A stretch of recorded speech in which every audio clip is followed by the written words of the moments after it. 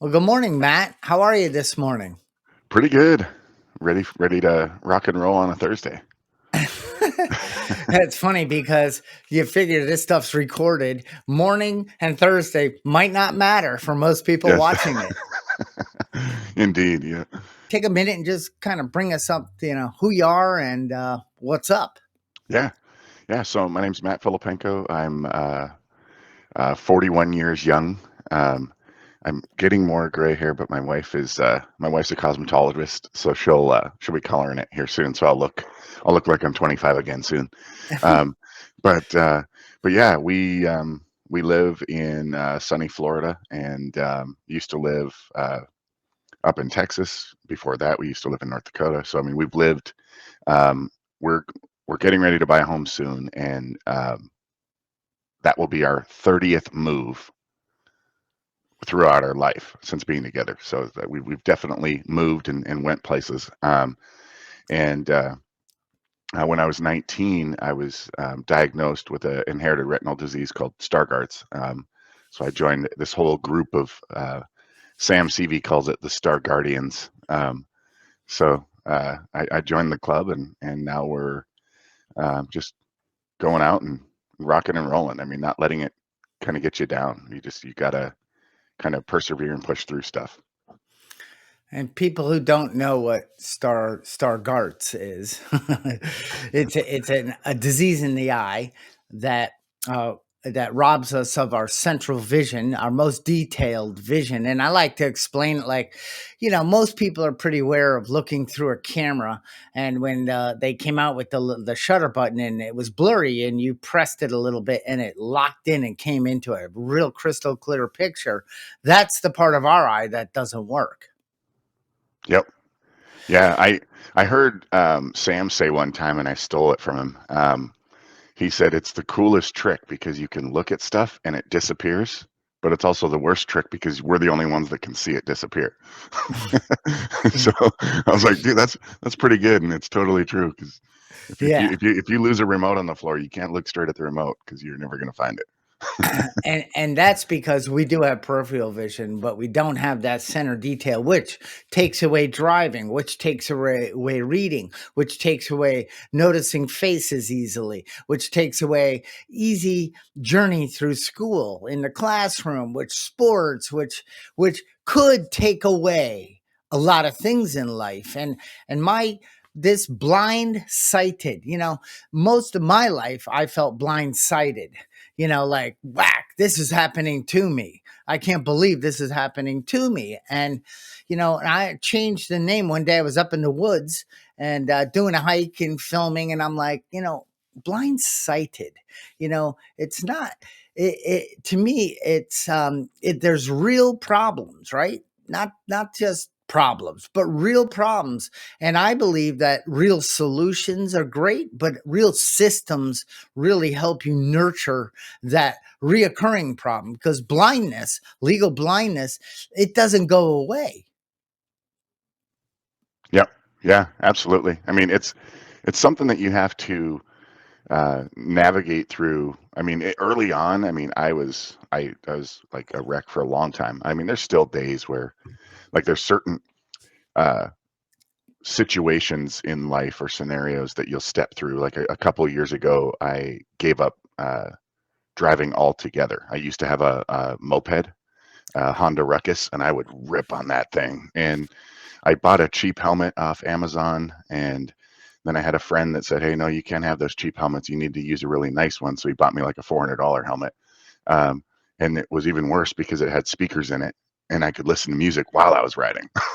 So like I was ripping around, going back and forth to the gym, and then um, had a friend that my wife was telling me all the time. But I mean, I was just that was like my last um, effort at driving. So um, I went to the Visions 2022 conference in Orlando with Foundation Fighting Blindness, and they said there's someone there that said, "Hey, your family already reads all the subtitles on movies. They already drive the car. Like they do all this stuff. What are you going to do if they have to push you around because you get sideswiped or you hit a pothole or you hit a car or something like that?" And that really kind of dawned on me. I was like, man, I mean, it could totally happen because it there was a few times where like I never had to get my oil changed that often on that moped, but one day I did, and I was going like 40. It tops out at like 44 with my I weigh 240 some pounds, so it's like cruising down the road on this thing,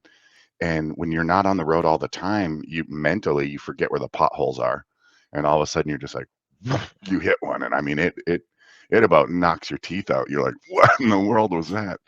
And too many times that happened whenever I was going to get my oil changed or going somewhere new. In addition, you have your phone mounted and you're trying to look at the ways on your phone and then look at the road, look for potholes, and then also use your peripheral vision the whole time. So uh, I say all that just to say like there's these transition points where you transition over from okay, I'm not going to be a driver, but here's the things I still can do, um, and navigate through it. I mean, and those situations and scenarios definitely um, make you uh, it adds some sort of like not frustration, but there's some like a loss almost mindset Yeah. during that time where you kind of get frustrated and mad and then you navigate through it. But yeah, it's definitely been a journey. So you basically just explained a system that worked for a while. Hmm. Then you started seeing flags that this isn't probably not, but I'm not willing to let go of this system because it's my system. It helps me get around and do what I want to do. It helps with some independence. But you know, these flags are starting to get to me, and you find out, and I went through the same thing. I like how you call it a moped. Mopeds went like 25 miles an hour. That was a scooter. And I also like how you knew the top speed. Yeah. You know, I had a scooter, a Yamaha Zuma, and it was a 125, and it was fuel injected, and it topped out at 63 miles an hour. How did I know that? Because when I was in a tuck, lying down with one hand on the throttle pinned, I could see the throttle, I could see the speedometer, but not from a normal sitting position. I couldn't see it. Um, but I hear you. It's like I created a system for many years that brought me back and forth to work, and I could independently go around town.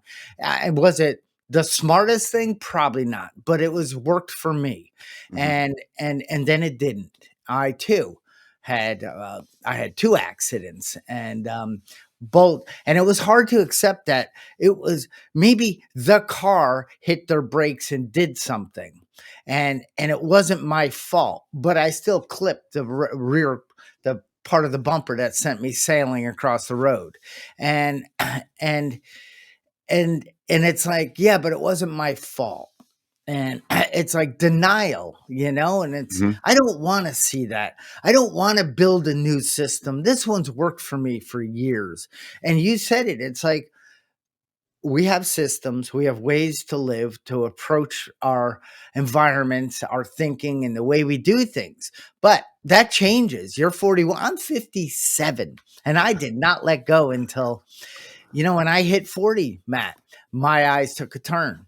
And maybe it was maybe the macular degeneration slash Stargardt's. Maybe it was just the aging eye a little bit. I need a little more light, you know, and I'm kicking and screaming a little like I don't want this. But I noticed, like you said, when I stepped out of my day to day systems, environments, and I went, oh, I'm blinder than I realize. Hmm.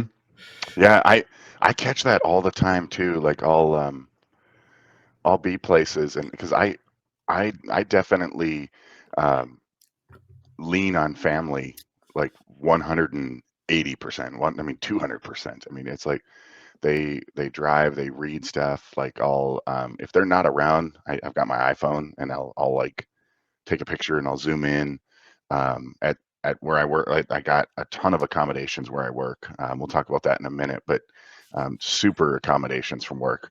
So um, I have a bunch of cool tools and stuff like that to get by, but there's so much dependence where when they're not around. Like I recently, before Corona or COVID, um, I traveled anywhere from like 200 to 275 nights a year. I mean, I was on the road all the time. going and meeting customers and stuff. And and then I kind of learned my system when I was on the road, how to travel, how to like zoom in on the airport map, when I was traveling, and then mental mark the map. Like, okay, I'm going to leave gate B8. I'm going to take a left, and then when I see Herberts and Gerberts or Dunkin' Donuts or whatever it is, I take a right and I go down the escalator. I get on and I'm going to Terminal A or whatever. Like I built a map in my mind, and then I would just follow it when I was walking. Um, and I had all of those systems in place, and then we all went home. I'm working from home for a long time, so it was easy because my travel became like 25 feet from where I'm standing. Mm. I wake up, I come outside, I sit down at my desk and be done and ready to go. Um, but recently, I had to go back to Seattle, and it was an awakening experience of just like, man, like it's crazy. Like just knowing which one the seat numbers are. Like you'd have to I mean, people don't like it already when you're on the plane, but when you're kind of leaning over, going like this, trying to look in and look at, is this which seat number is this? And I mean, like it's a whole new experience. But yeah, there's a ton of I would call it a blind spot, just because I have so much support from my family, that when they're not around you, it's just like you kind of like shell shock. Yeah. And you said it, it's blind. I've been calling, what I'm doing is helping, like a blind spot remover. They got those spot removers for the carpet cleaner, and there's a spot there, and you want to scrub and wipe it up, and then it's gone. And it's Hmm. like, blind spots are basically, it has nothing to do with our eyesight. Has everything to do, because we don't see with our eyes, we see with our brains. So these blind spots are thinking. I do this. I go out and I speak, and I do this. I ask, what is the number one cause of blindness? And people will start firing out answers: Stargardt's, macular degeneration, diabetic retinopathy, all that. And I say those are all good answers, but they're all wrong. The number one cause of blindness is your thinking. What keeps us stuck? What is the problem? I'm not seeing past this blind spot, or I'm digging in my heels and I don't want to see past this blind spot. And I'm not willing to. I haven't suffered enough. It doesn't suck enough yet for me to raise my hand and say, I need some help. Hmm. And I too traveled a ton prior to that pandemic, and then I went back out, and it's like, yeah, I can refire up those pathways, that belief in myself. I can travel alone. It's okay. Is it hard? Is it embarrassing at times? Sure. But that's when I'm not in the right space. But when I'm in me and I believe in this, it's like, I don't mind asking when I'm walking on the plane, can you walk me to 7B? Well, I always sat in row 7 on United because it's the first row, unless I got upgraded. you know, and then it was always a treat. But I lived in this prison of the mind, like, like I'm embarrassed to be me. And I don't want to walk on a plane and ask for help. And people look at you like you're stupid. At least that's my perception. It's like, gosh, because you know what, Matt? You don't look like you have a disability. You don't look blind. You're not, with the dark glasses and bumping into things. You're navigating, and nothing. I'm not saying this towards actual fully blind people. I'm saying, like, sometimes it's a little harder having Hmm. Stargarts fitting in because we don't look different.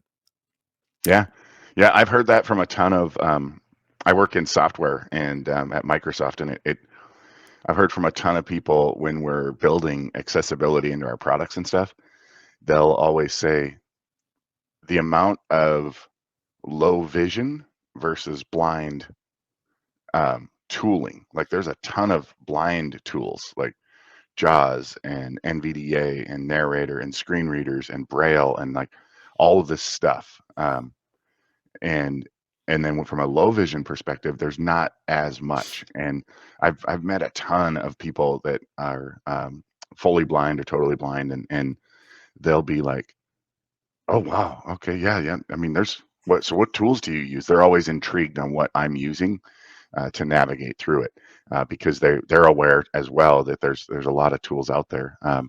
But but yeah, I mean, I mean, I resonate with that too, where you're constantly in your head of should I say something? Should I not say something? Maybe I need help. Maybe I don't. And I remember my first time ever. I was going to Microsoft Tech Ready in Seattle, like probably 9 years ago. I've been at Microsoft 10 years, and it was like a year after I started. They have this thing called Tech Ready, and they bring out all the employees. There's like can't remember how many thousands of people, 30, maybe 20,000, 20 to 30. They bring out a ton of people. They fill up these big event centers and they have all these sessions and people get to learn and thrive and lean in and then they had these big keynote sessions and then we went to the Seattle Seahawks stadium and they had all the food stands open and everything was free and you just got to walk around and talk to people other people that work at Microsoft. It was really cool. um, but that my first time there, I get off the plane and I navigate. I'm like I just follow the herd because everybody's like it's like a giant herd of cattle, and I'm just Yeah. like okay, I'm just following all the people because they're probably going to baggage claim. So I just walk with them, and I'm like, yep, we're going to baggage claim. Here we are. And then I would like ask and say, hey, which one is this American Airlines or Delta flight coming from? And then they'll tell me which baggage claim carousel I need to be on. Um, and then I would pick up my bag, but I walked outside that day and I FaceTime my wife and I'm holding up my phone and I'm like, where's purple? Where's the purple gate?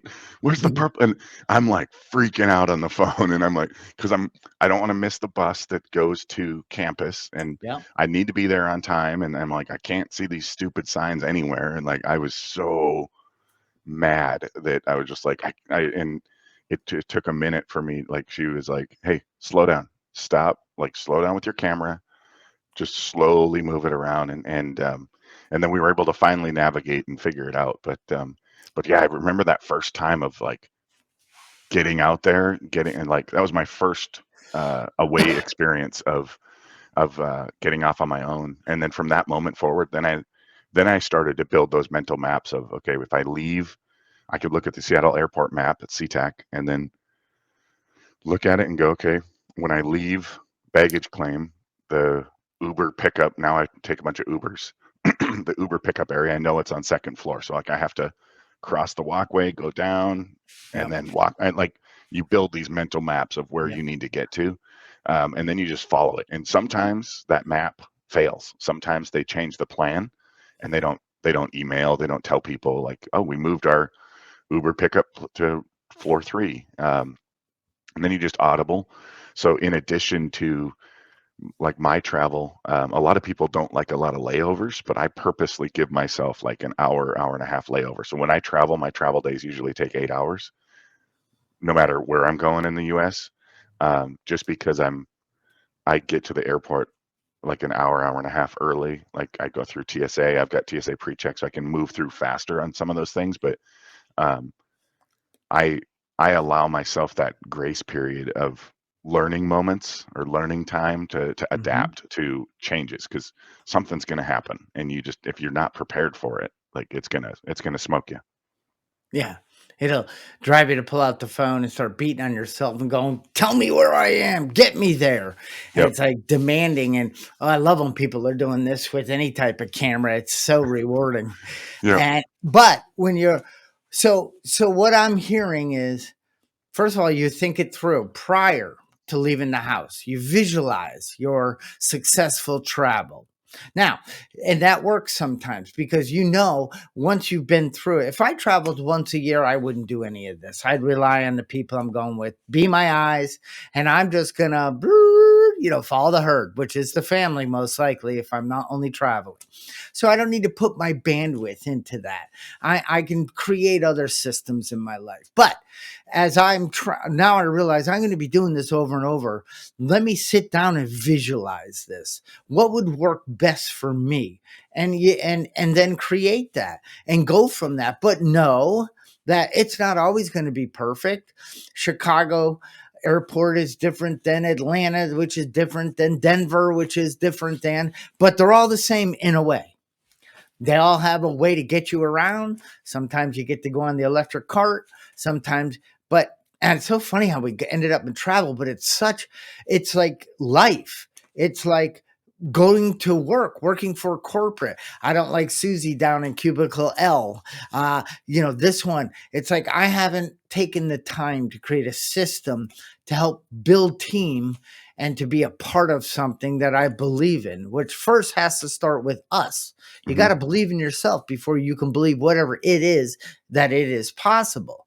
And you said something about accessibility. Now, there are tools for everything, pretty much, right? There's an app on the phone that you could call somebody besides wives that will help guide us through the camera on the phone. There's electronic mounted magnifiers to help us see gates. There's there's scopes we could use, and you were saying something about magnification. Well, as we both know, Windows Plus Oh yeah. activates my magnification, which I use the built in accessibility that Microsoft offers in Windows. I'm still on 10, but we'll work on that on another day. Um, and it's like, how bad do I want it? What system, take away blindness. Life is not easy. Okay. I know lots of sighted people that are suffering, that Hmm. aren't, that are stuck, that are believing the lie. They're not seeing the blind spot. They're not willing to make a change or create a system that will help them live more free. Because really, where does this tense come from? It's the bondage of self. You were in it. Standing outside there, you lost all belief in self. This isn't fair. This sucks. I can't see the gate. What purples? Look at all these nice looking around. People that are sighted don't need to do any planning for travel for the most part, if they have a half a brain. No offense, but you just kind of look around, think, oh, there's the sign. It's 100 yards down. What? I can't even see it when I stand under it. Yep. Yeah. And that reminds me of a mantra that I started running with was either you can either roll over or you can rise up. And that rollover mindset, I mean, I saw early on when I was first diagnosed, I went to the School for the Blind, and did some training. And I met some people. We were all there. We were all new to vision loss. Like everybody had their own thing they were going through. Some had Usher syndrome. Some had Stargardt's. Some were totally like they had an accident and they were Yeah. total blind instantly.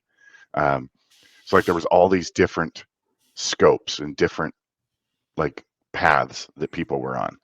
And the educators would walk in the room, and a few of the people in there in this class that I was in, they would reach out, and even I knew they were like partially sighted or they were low vision, so um, they could reach out and grab stuff. But when the educator or when the trainer was in the room, they were letting the trainer do all of it. Like, hey, open the door for me and grab the salt shaker and hand me my food and hand me a fork and a napkin and I need a drink. I need a water out of the fridge. And then they would run and grab the water instead of that person getting up and navigating over to the fridge, finding the door handle and opening it. And when the educators would leave the room, I told this whole group, I'm like, you all gotta like, if you have sight, you have, even if you don't, like you have to, you can't let that start in your mind because you're gonna build this victim mindset Yeah. and you're gonna live in that rut and it's gonna take a long time to pull that weed out, because it's you're going to get so rooted in that mindset, and it's going to take a long time to get out of it. And one of my kind of defining moments at Microsoft was with my manager, Palance. He's on a bunch of my social media stuff on LinkedIn and things like that. But I went to a customer site. I use a Microsoft mouse with these buttons on the side to tap, and then that launches my magnifier. And my mouse quit one day, and I didn't. This is how scoped in I was. I thought the mouse was the magic. I didn't know that Windows Plus did it. I had no idea back then. So my mouse broke. Batteries, like something, nothing, no batteries would help. I couldn't get it to work. And then I told the customer, I slid my laptop forward. I said, "Hey, can you drive the slides for the workshop? And I'm going to go stand up by the projector, and we're going to do this together." And I could sense some irritation in the room of like, oh, what is wrong with this guy? And I never told him about my eyesight. I never said anything. That was my fault. Um, Yeah. so I get up there and I'm trying to limp along, making this work. I get back to my room and my manager and I would do these things called burn downs after a customer site visit. Yeah. And we went through the meeting and I told him and he goes, you know what? If they make you feel uncomfortable again, he goes, don't go back. Just jump on the plane, go home. He goes, we don't need them as a customer if they're going to do that. And it literally like that from the Microsoft side that really lit the fuse for the dynamite that happened after that. Because I mean, after that moment, I didn't care. I went for whatever I wanted to go after, and I would Chad Foster, a great blind speaker. He has this thing called blind ambition, and that's exactly what I was in, was that blind ambition of just like, I don't care, let's go. I mean, I would do some sessions at this thing called Microsoft Ignite, and I mean, there'd be a room or two, 300, 400 people sitting there, and I'm teaching them how to deploy Office. And I would tell them at the beginning, I'm like, you know what? I have this thing called Stargards. It's just like macular degeneration. I can't see your hands. I can't see your faces. So either you're waving at me or you're flipping me off. I'm going to think you're waving. So I would just tell people that in the room. And I mean, it would just, even that moment going forward, whenever I would go on site, I would email the customer ahead of time and say, hey, and then once you were open and you said, like they would go, hey, what kind of accommodations do you need? How can I help? And I'm like, oh, I'm good. I'll be able to, I take an Uber to your door. Um, it's just when I walk in the lobby and you're coming up to the front desk to get me, just say, hey, Matt, it's Bob, or hey, Matt, it's Eric, or whoever. Like they, you basically announce it, and then I would be able to hear that, look at that person announcing it, and then know that's my person I need to go with, rather than like scanning the room trying to figure out who's talking. Yeah. So I used to come down the stairs at the airport and they had a sign with my name on it. And I called the car service once. I used the service back and forth, not Uber. And I said, I've already explained this to you people once. I said, but I'm not sure. Oh, yeah, the guy standing down there. Yeah, I know. But I explained to you that a sign is stupid. Now, it isn't stupid. See, it works for most people. It doesn't work for me, nor am I going to walk up to I did, that uncomfortable thing, like walk up to, and then they held iPads or something. I mean, come on. But, Hmm. I'll walk up and I got to get 4 inches away. Hey, is that my last name? The guy's like, dude, you're a freak. Get out of my face, Now, so I called and I said, yeah, I'm down here. And the lady said, I said, that doesn't work for me. I've already explained it. If you guys can't jump on board and play in my sandbox and serve me the way as that I need to be served as a customer, I don't need you. And like you said, I was fully confident. I want to work with you people. I like you, but you got to do it the way that works for me.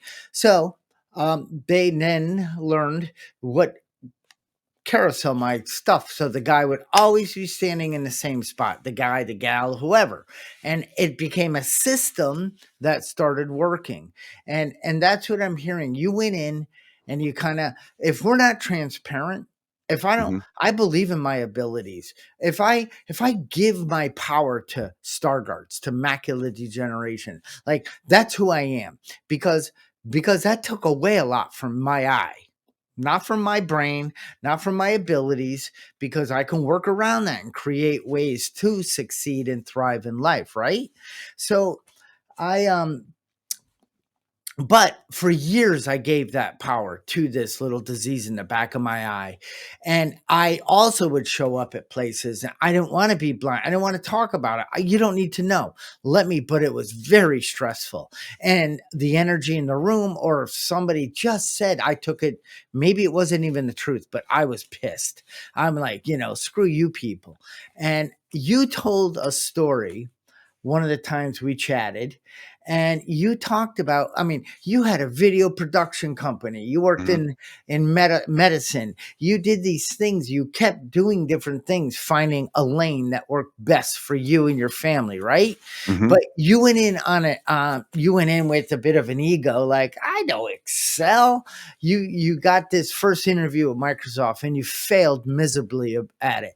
So talk about that, but talk about how you just, so all of a sudden it clicked. You Yeah. said, wait a minute, I believe in me.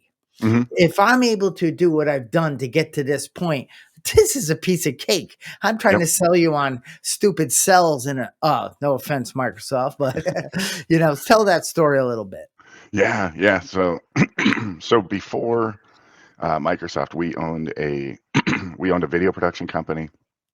Um, we had two actually. We had one called Filipenko Films that's still on Vimeo. All of our videos are on there.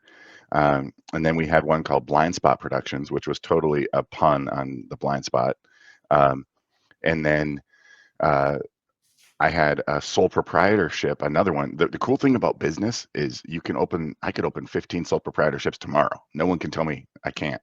So Right. like I had all these little small businesses running, and we were doing whatever we could to hustle to make it work.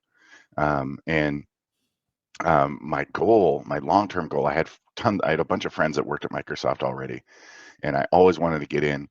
But that first interview you called out, I go to the interview and I'm like, sit down. They're like, "What do you know about Excel?" I go, "Everything." And oh man, I still remember. I think I blacked out and I woke up in a fetal position, just shaking after that interview because they took it. They took it down. I was just like, okay. And then I get done with the interview and I'm like, I failed this, right? And she goes, yeah, pretty much. And she goes, word of advice, don't say that next time. And I'm like, all right. So fast forward, I had over 3 years, 7 different positions I interviewed for. And with each position, I did a tech screen, a interview, and a technical interview.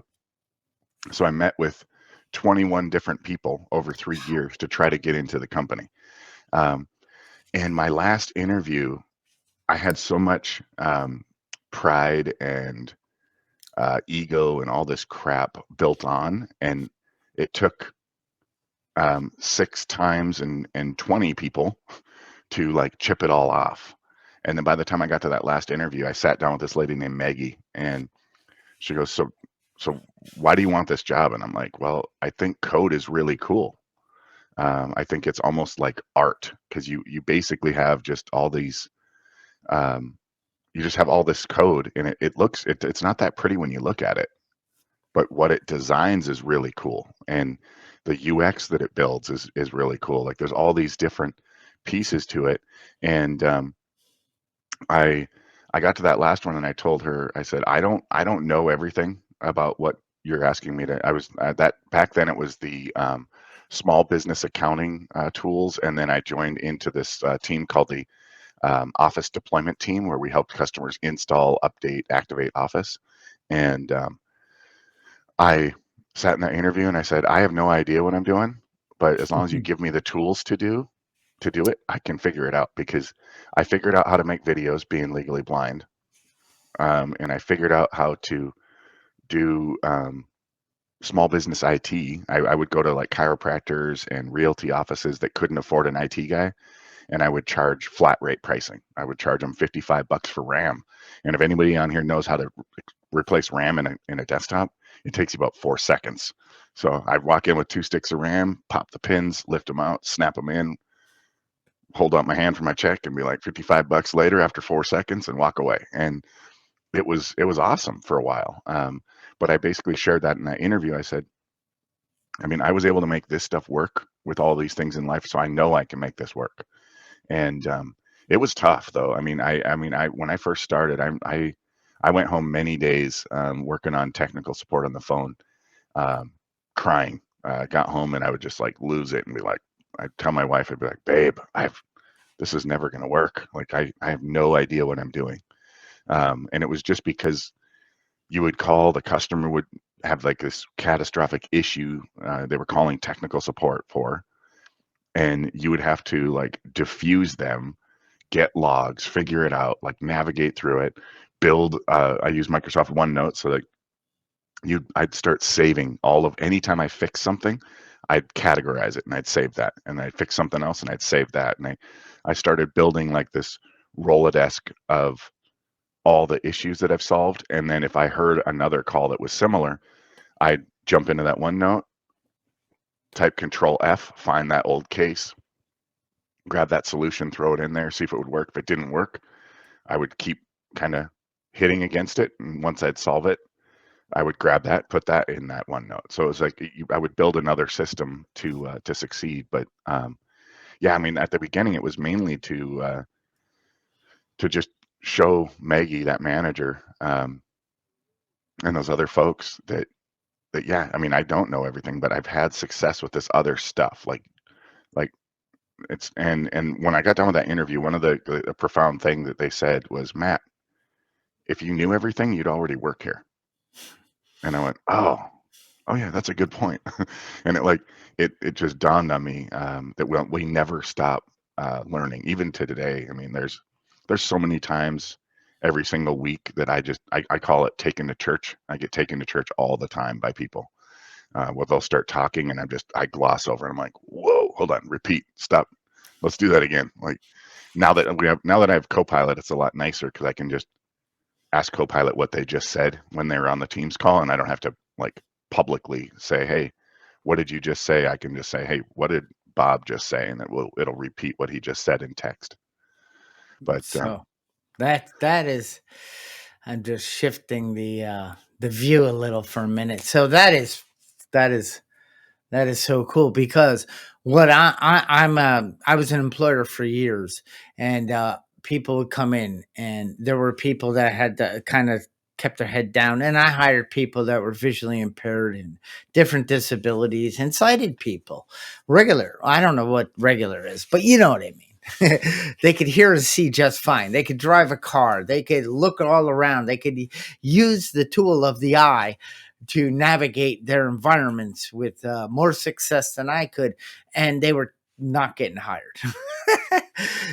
I couldn't believe that I woke up to the fact that, oh my gosh, I've been suffering and giving away my peace of mind and the abilities that I could do in life because of a disease in the back of my eye.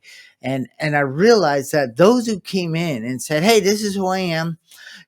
I've made it this far. I'm willing to listen. I'm open. I like to learn. I like to get the job done. I will make mistakes. I'm looking for leaders and leadership, and I want to be on a team." And it's like, can you start tomorrow? You mhm, know, I mean, that's what you finally showed up as a guy that said, "Hey, I've been able to do these things. I'm married. I mean, you're a father. You have a family, a home. You might want to do a YouTube channel on moving and how to yes, remain sane." But and that takes a system. I believe all this stuff takes system. There's a lot of suffering. There's a lot of people out there sighted, could be disability, could be not. But I work with all different kinds of people. And if you can't see the problem, right? The issue, the reoccurring thing. I fall into negative thinking. I don't take responsibility. I'm afraid to ask for help. I blame others.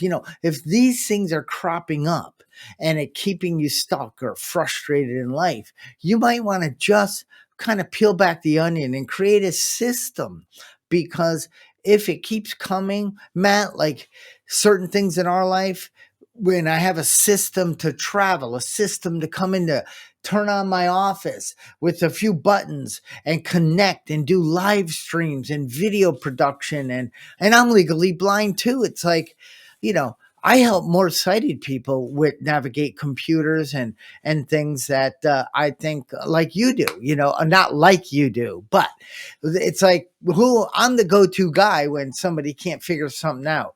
And I recently put in a new card in my computer, but I wanted to go with a real high-powered USB-C card with 4 ports.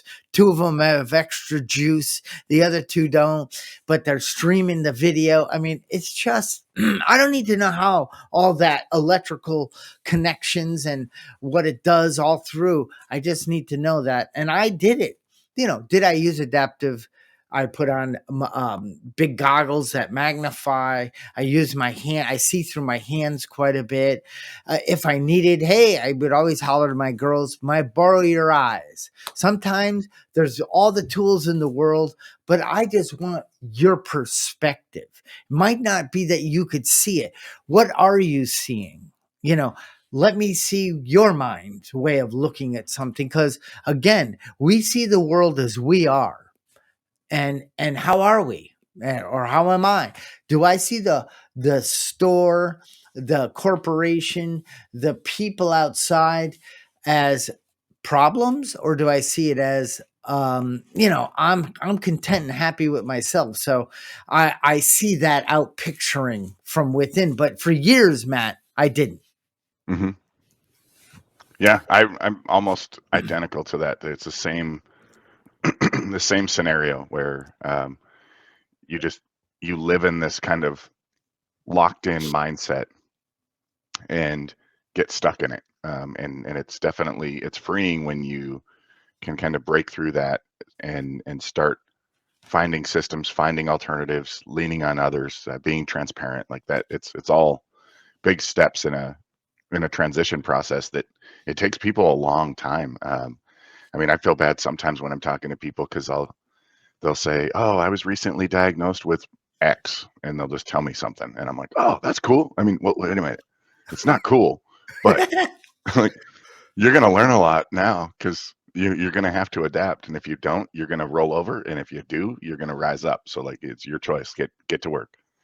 So it's Yeah, I like that. And it's an ongoing. We create systems and ways to do certain things in the home environment, the business environment. I'll just we used to have family meetings, and my wife said to me, "This is not a business." I said, "Yeah, it is." There's a structure, and if we all work and we all do our chores, and we it's a unit, and we do our part, we ask for help when we need it, we don't know how to do something, we learn a new way. I said, but the family unit is a type of business. We don't have to call it that. We don't need to worry about that, and you're not going to get monthly reviews or anything. But I was running a business, and the best way to the business unit ran was systems. There was a marketing system, a sales system, a customer retention system. There was an ordering system. There was a receiving system, an accounting system. What makes a business successful? Yes, the right people, but that the fact that there were systems that the people could work within. And hmm that's the same for blindness. And that's the same for regular sight. If you're just waking up and letting life live you every day, you're struggling. Yep. Yeah, absolutely. Yeah, it's definitely a navigation step that you have to take. You have to be able to um, embrace the unknown and just adapt to it and overcome from it. I mean, there's so many times where you can learn. Like I had a college professor, Russ Gagnon, a long time ago when I was in college. I have a 2-year associate's degree, um, and he um, he said mistakes are cheaper than college, and I was like, man, that stuck with me forever because it's totally true. I mean, like you can learn from your mistakes way faster than you can from going to college for it. Yeah, you said you need to embrace the unknown. That Hmm. is so scary for people.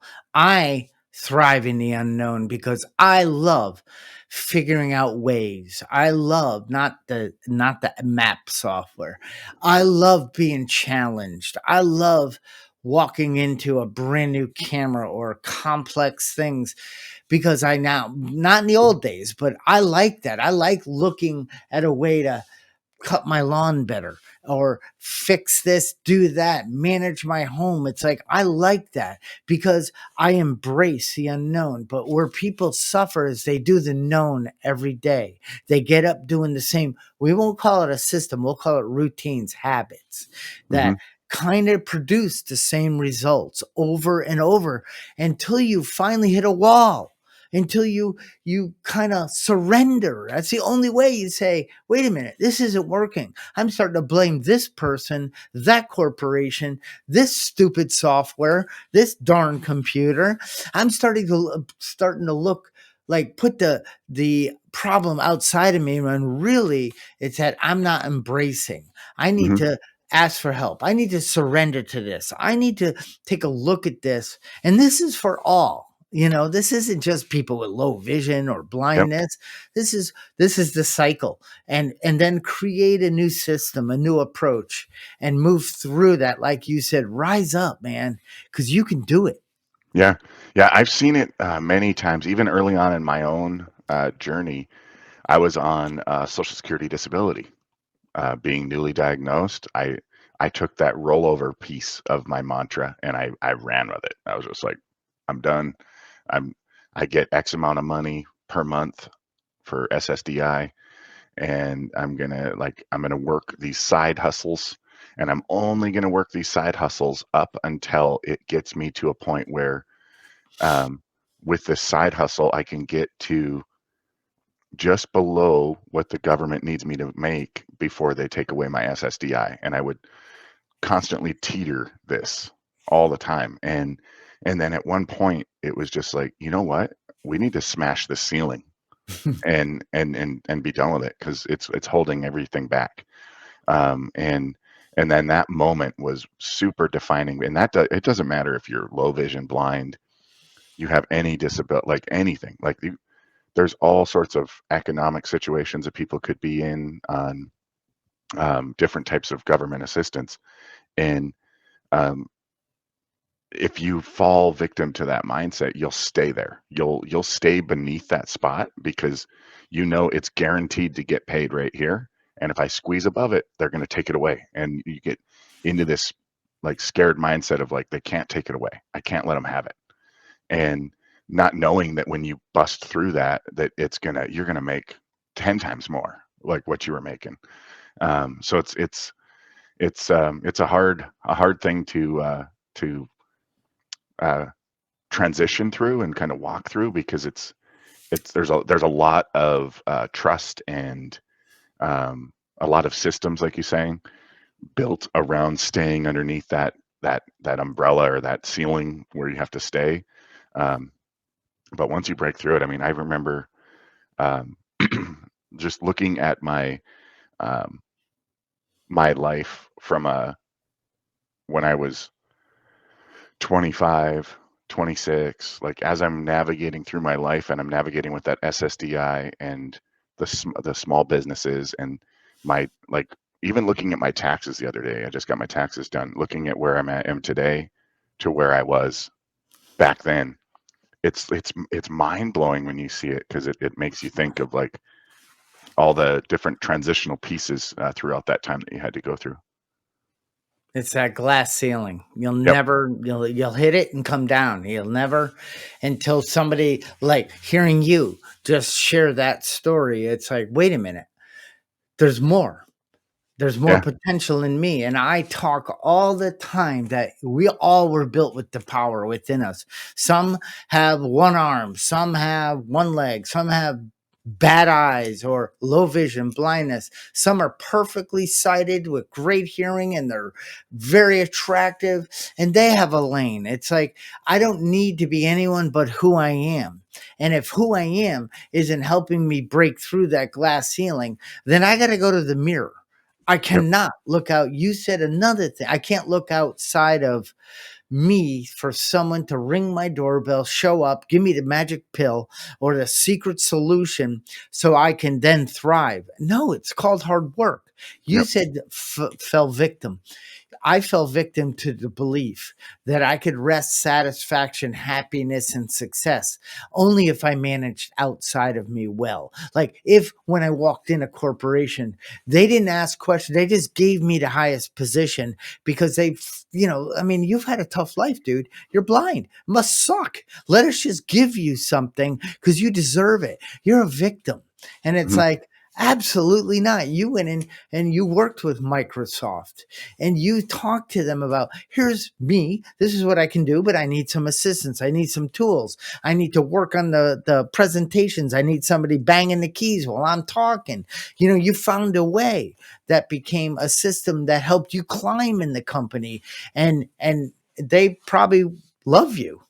Yeah. Yeah. It's been a massive journey of, I mean, for the first 4 years, I never said anything on any calls or anything like that. And my family can even attest to it now. I mean, I think I talk about accessibility more than I talk about my real job at work, because I'm always on these calls of like walking these kind of, like, I'll be on the phone with a big, we call them strategic 500 or strategic 2500. Um, I'll be on the phone with these corporations and their accessibility teams explaining all of the features and all the stuff in Windows 11, all the stuff in Microsoft 365 apps, all the stuff with Copilot, like all of these things that will empower people. Um, and it's like you, like when now that you're going out and doing your speaker series and your brand, you you picked up a process that works, and it's wrong if you don't share it. Like you Right. have to be able to go, hey, this worked for me. My friend Josue, he works at Microsoft as well. He a few years ago we were on site at a customer, and we were having dinner, and he I've never heard it because I'm not from the Upper East, but you probably heard it. Being a crab in a pot, don't be a crab in a pot. And he gave me this like metaphor or analogy of it, and looking at it and going, when you try to pull a crab out of the basket, you'll grab the crab and lift it, and all the other crabs will lynch on, and Yep. and it will pull everybody back in the basket, and they won't get free. But if they were smart and they would just go, hey, let go of him, let him go, and then they'll grab the next one. We'll all get to go out of here. Um, and it it was such a cool thing. I wrote it down immediately when he said it, because I was just like, that's a lot of us kind of sit in that situation of getting stuck in that basket, and then we don't want the other person to succeed, but their journey is going to be completely different than mine or yours, and our our seed or our plant that we can kind of help them nurture, might be the next step for them that will get them out, bust their ceiling, or be able to navigate through their decision. I mean, there's a bunch of stuff um, that we all know. Like each one of us kind of carry a different thing that's gonna open it up for the other. So it's definitely a fun process. And it's also cool because you get to learn a ton of different moments. I mean, I said it before that, I mean, every call I'm on, I mean, there's all these different moments where I'm always learning. My wife and I just got back from a marriage conference in Cabo, and Mm. it was awesome. And I take my notes, and I can't see the people up there, so I don't even I'm looking at them just so they feel like they're being respected, but I can't see them. Like I have no idea what they look. I mean, I know what they look like if I get up there and go up there and look at them, Right. but if I'm sitting 25, 30 feet from them, like I had no idea. Um, so my note taking abilities are way more dialed in and focused because I'm listening way more intent. I can't be distracted visually, unless things are really close around me distracting me.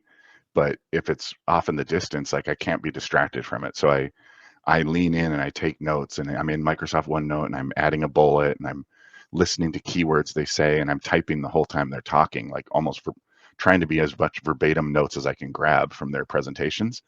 Um, but it was super fun because it like gives you these moments, especially for like when you're out on when you're out speaking. I mean, there's nuggets that you're going to leave behind.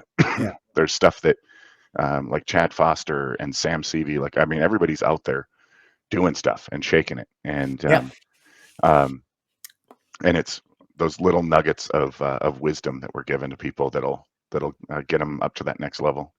Yep. And this has been great. Thank you. And I believe in that too. When the mind starts to open and the willingness is there, you don't need to know it all, but you do need to take a little step. It could be a half a step, but it's like I'm opening the door to willingness. I want to become better. And it's not what I want to get in life, it's who I want to be. And you said the crab thing is so true. It's like, again, it's like, do my environments create my thinking, or does my thinking create my environments? And I sat with that over and over and looking at it and going, wow, It could be either way. I could really play with this. And it's like, we're only as good as the 5 people. So if I'm in that bucket that we hang out with, one of the things, Matt, out before we end, but it's like I sometimes I don't finish sentences. And I'm like, well, how could you not understand? Like, I'll rewatch myself and I'm like, finish your sentence. I'm so excited to get to the next sentence. So anyway, it's like, if you're around the people that don't want to help lift you up because they're selfish, they want you to suffer with them. They want you to hang out in the Ain't It Awful club.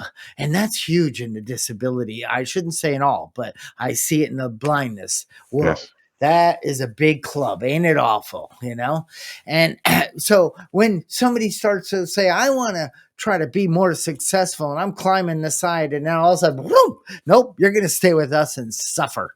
That's Yep. the only way we know to live. So don't try. But listen, if you let me out, I'm going to show you a better way because I'm ready. I'm willing to take those. They're scary. Yeah. And I got to ask for help. Yeah. But something is telling me there's more and I'm going for it. So let go and let me live. And trust me, I will come back and try to help you. And I believe that's the people like me, you, Sam, blah, name, are actually coming together. And we're trying to tell you, hey, listen, you got real problems. You would hardly be human if you didn't, but you can create real systems to help you thrive. Yep. Absolutely. Right on. Yeah. All right, buddy. Well, I'm going to drop it into this moment, and then I thank you and thank you to Microsoft for allowing us to have this time with you. And I'll be calling you about Windows 11. Absolutely. We'll get it set up. All Awesome. Have right, a good buddy. one. Thanks, Take Trent. care. Yep. Have a good one.